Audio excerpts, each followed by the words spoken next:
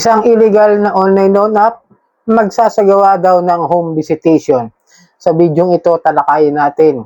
At bago ang lahat, maglalambing ako sa inyo na paki-follow po o paki-supportan po ang aking mga social media account ng Facebook, TikTok at ang aking YouTube channel. At kung nakatulong sa inyo yung video ito, malaking tulong din po ang inyong pag-like, malaking tulong din po ang pag-share. At para updated po kayo sa mga usapang online lending apps, paki-hit lang po yung notification bell. Then disclaimer, hindi po ako nanghihikayat na mangutang kayo dito sa mga oras.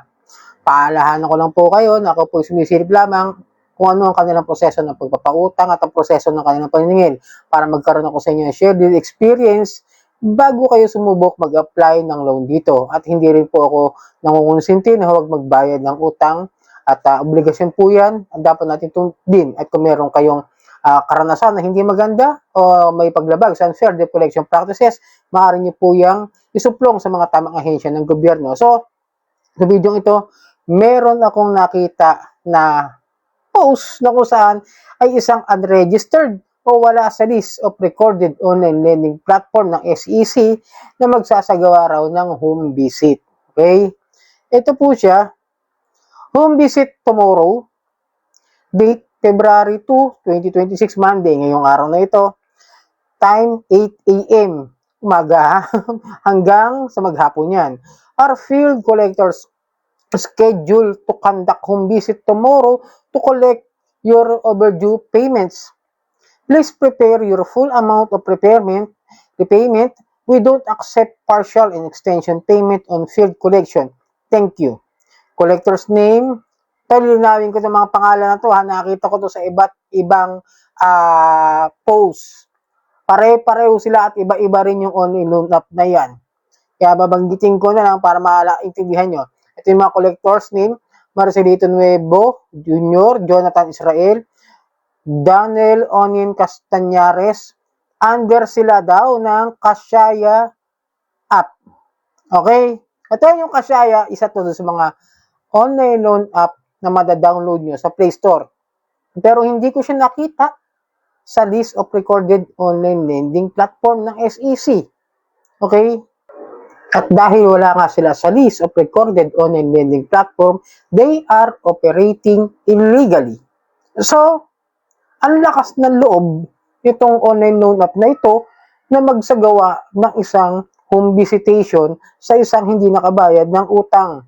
Dahil, alam nyo naman, hindi sila nararapat magpautang, wala silang karapatang magpautang at wala rin silang karapatang magpunta para sa akin ng ganyang bagay na, yes, nagpapautang sila, pero illegal, at sasabihin nila sila ay SEC registered, but in the reality, they are just using the SEC to intimidate the borrower, di ba? Intimidating tactics, sasabihin nyo, legal kami, ganito kami, may rehistro kami, tapos yun pala, wala. Tapos magsasagawa pa ng home visitation, aba, ang tigas. Kasalanan nyo yan, nag-ooperate kayo, nagpapautang kayo, illegal pala kayo, tapos magpapadala pa ng 3 OLA agents na yung pangalan ng 3 yan, nakita ko sa iba't ibang post ng mga nag-share na pupuntahan daw sila sa bahay. Iba't ibang OLA, nakita ko meron dyang Kasyaya, Pesos PH, hindi ko mag-gets. Basta ilang online loan app yan na nakita ko, meron pang bus loan yan. Parang ini-edit lang nila doon sa mga nagkakaroon ng utang. So, para sa akin, parang lumalabas na iisa lang silang company. Diba? Yung mga yun na gagamitin yung ganitong klase ng mga text messages kasi po forward doon sa mga kapatid niya na hindi nyo alam, akala nyo hindi magkakapatid, pero magkakapatid pala in the reality. Ika nga, iisa lang ang may-ari.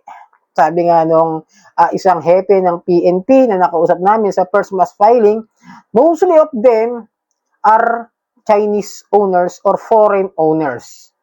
Okay, gets?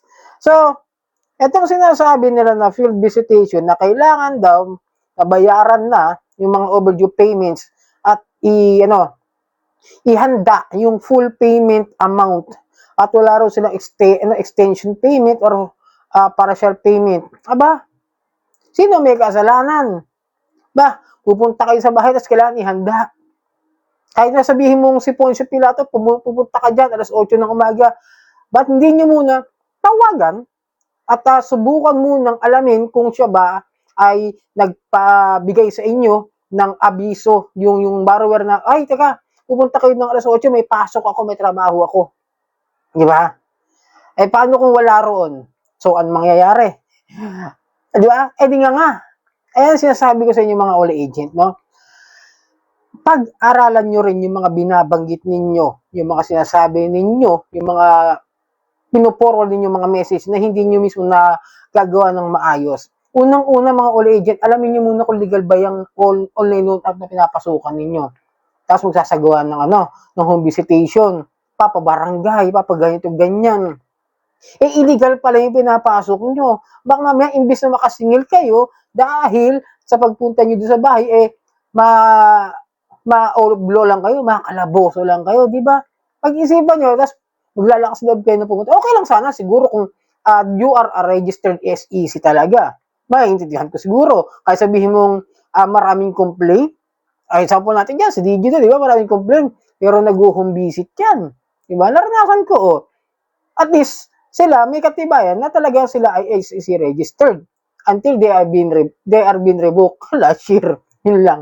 Pero syempre, sisingin ng mga yun, ang alam ko, yung mga before the revocation order, yun sisingin nila. Pero, in times na katulad nito, mga online loan app na hindi pala registered sa SEC, tapos nagpapautang, dapat questionin at i-contest kung ito ba ay dapat na bayaran doon sa kanilang paniningil. Kunwari, pinuutang kayo ng 1,000 in their first apply, di ba? Tapos dumating sa'yo 500. Tapos pupuntahan ka sa bahay mo, sisingilin ka ng 1,000 plus in the 7 days loan term, tapos lumagpas ng ilang araw, salagpas na kasi ng 1,000 yan eh. Siyempre, ang kalukuhan ng mga yan, processing fee, halos kalahati. Tapos pupuntahan ka sa bahay, 3 all agent pa. Aba, napakainam naman, napaka-problem na tawag doon. Nakakatakot ba pumunta doon sa isang bahay? Okay lang siguro maintindihan ko kung medyo hindi talaga maganda yung lugar o yung environment ng lugar. Pero kung kayo maniningil ng maayos, maayos. Baka mamaya mag-conduct kayo ng isang home visitation na sasabihin nyo doon sa kapitbahay. Etong kapitbahay ninyo, si Kuya Johnny, scammer yan, estafador yan, di ba bayad ng utang yan. Pero mo, illegal na kayo na nagpapautang, tapos kayo pagagawa ng kalokohan dyan, hindi kayo nakalabas dyan. Di ba? Ayusin nyo, hindi yung banat lang ng banat, kasi sinasabi ko sa mga online loan app agent na ito eh. Diba? Na pag-aahalataan talaga kayo, na kayo mismo, hindi nyo alam yung tamang proseso. Ako, I experience home visitations ilang beses na sa lending company na legit at itong sa Digido. And then, may mga nagme-message sa akin na pupunta raw din. Sabi ko nga, mas okay sa akin yan, home visitation. Pero ayusin. Hindi ba may magsiga-sigaan kayo sa lugar? Di ba? Kawawa kayo. Kaya mostly na nagpupunta dyan, in my experience sa mga lending companies, mostly, babae, nagpupunta. Depende na lang kung medyo malakas yung loob talaga ng mga lalaki na may time pa nga dyan, si Digio nagpunta yan dito sa bahay nung dati titirahan ng asawa ko. Lalaki medyo, siyempre, kalmado lang, tapos nagpaalala lang, nagito ganyan, tapos nag-iwan ng demand letter, ganun lang. Kaya sinabi lang, mayroon lang kailangang ipabigay sa kanya, ganun. Parang yung sa lending company naman na punta sa akin, yung iyon, na ngayon sarado na, is nag-iwan lang din demand letter, then tinatanong kung paano raw ako makakausap dahil nga medyo delinquent na yung aking account sa kanila. So, sana nakatulong sa inyo yung video ito, no? Yung mga ganitong klase ng mga online loan app na mga illegal o unregistered, huwag kayong matakot, hindi pupunta yan sa inyo. Maniwala kayo sa hindi, 100%, walang pupuntang ola na ganyan, na hindi recorded sa SEC. So, sana nakatulong video ito. Muli maglalambing ako sa inyo na pakisuportahan po ang aking Facebook, TikTok at ang aking YouTube channel. Maraming pong salamat sa uulitin.